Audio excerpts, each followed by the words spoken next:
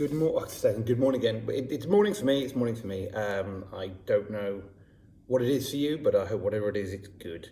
So another creakers. We will be on chapter 22. We've got one of these little bits that go before the narrator.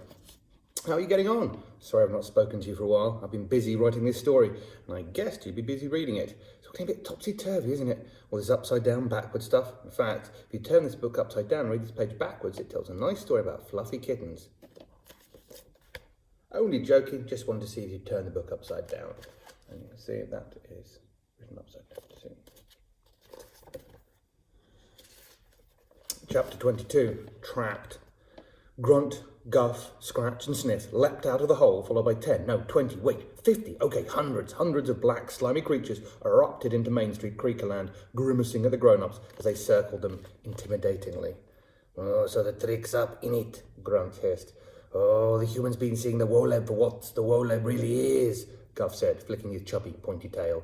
The grown-ups backed away, terrified of these hideous monsters, for it was the first time they had seen the Creakers. Let us go, demanded Mayor Noying. The Creakers burst into what Lucy recognised as Creaker laughter. At that very moment, enormous rotten roots burst out of the soggy ground around Lucy and the grown-ups and shot into the air, where they were twinned tightly together. Oh, twined tightly together. Phonics. They formed a giant cage around the grown-ups, with Lucy hiding somewhere in the middle of the crowd. We're trapped, she thought. Now, where's the kiddling? Grunt hissed, and Lucy's heart sank as she realised that he was no longer wearing her dad's old coat. He must have delivered to the Creaker King, she thought. Stay out of sight, Lucy Pops, whispered Mrs. Dunstan to Lucy, pulling her close. But as soon as the words left her mum's lips, Lucy felt the mouldy roots beneath her feet start to rise. They lifted her up into the air above the grown-ups around her, trying to reveal where she was hiding. No, Lucy, a few of the grown-ups whispered as they fought to hold her down to keep her hidden. Wait, Lucy said, her mind racing like an engine. I know what to do. This is the Woleb's power. It's backwards. She took a deep breath and yelled at the top of her voice. I'm right here. Look, easy to see, clear as crystal.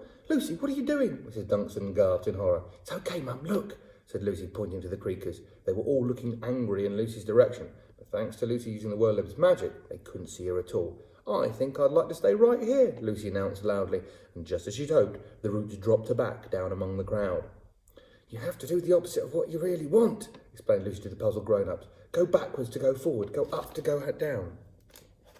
Hide and you'll be seen. Try to see and you'll stay hidden. Over here. Over here, come and get me.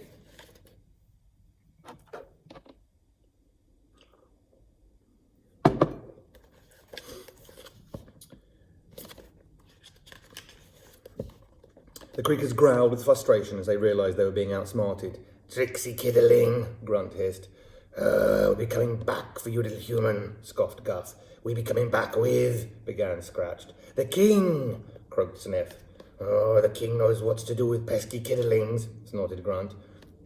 Lucy's heart leapt like a frog as the Creakers disappeared back down the tunnel to summon their leader. She didn't want to be around when they came back.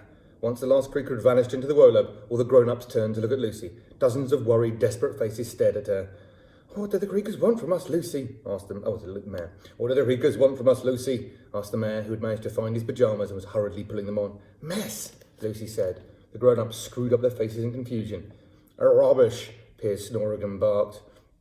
Yes, exactly, Lucy said. Rubbish. They love our rubbish, our litter, our mess, muck, mould and more. They want our waste and they're tired of all you grown-ups wasting it. Wasting it? Said the mayor, frowning. But we just throw it away. It's waste. Precisely. Then where does it go? Into the oceans, buried in the ground, burnt up in smoke in the sky? Lucy said. These Creakers can't get it if we do that. Without it, they can't survive. That's why they snatched you lot and left us kiddlings. Us kids. We're messy and we never clean up stuff. We leave it all out where they can get their hands on it. And what were they doing with us down here? What is this place? Oh, Mrs. McScrudle. And what were they doing with us down here? What is this place? Shouted Mrs. McScrudles, the sweetie lady. Well, you were all swept away with the power of this world. It makes everything that is into isn't, everything that was into wasn't. Your stressful, grown-up, tidy, mess-free life became fun and childish again. You're making mess for the Creakers, Lucy said. Like cows in a farm, Old Man Carvey said, shaking his head. I guess you could say that, yes. A mess farm, Lucy said. Aren't we all forgetting the most important question? How do we get out of here? Piers Snorrigan asked. Shh, Lucy said. If you want something down here, you have to ask it in the right way. You mean the wrong way, Old Man Carvey said. Exactly, replied Lucy, pleased. A way this place understands. Lucy paced up and down, trying to come up with a plan to get out, trying to think like a grown-up, but her mind was blank. And she stopped on the spot and rolled her eyes at herself. Come on, Lucy, she thought. Trying to do something in the world is the one sure way of making sure you can't do it. She took a new approach. She stopped trying to be the hero who saves all the grown-ups and get them home safely to their kids. She closed her eyes and cleared her mind. She imagined she was just an 11-year-old girl who didn't have a clue how to get out of the trap she was in and wasn't really bothered about thinking of a way to rescue all the grown-ups from life on this mess farm.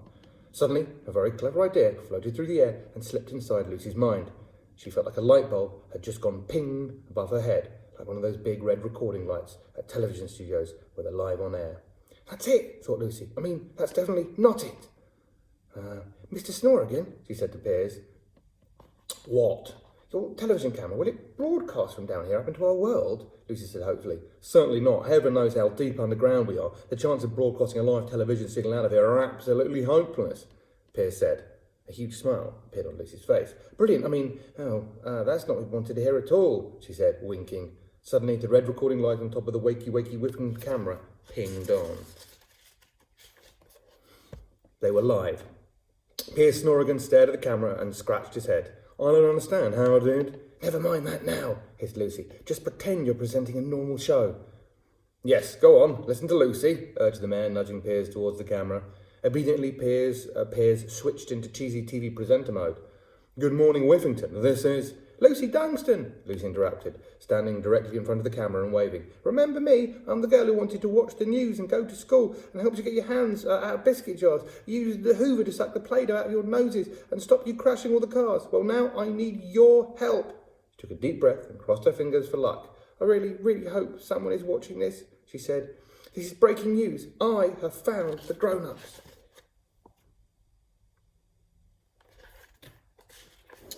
There we go. So, who knows what time it is with you or even when you will see this, but I hope you're keeping safe and well. We'll see you when we see you. Take care.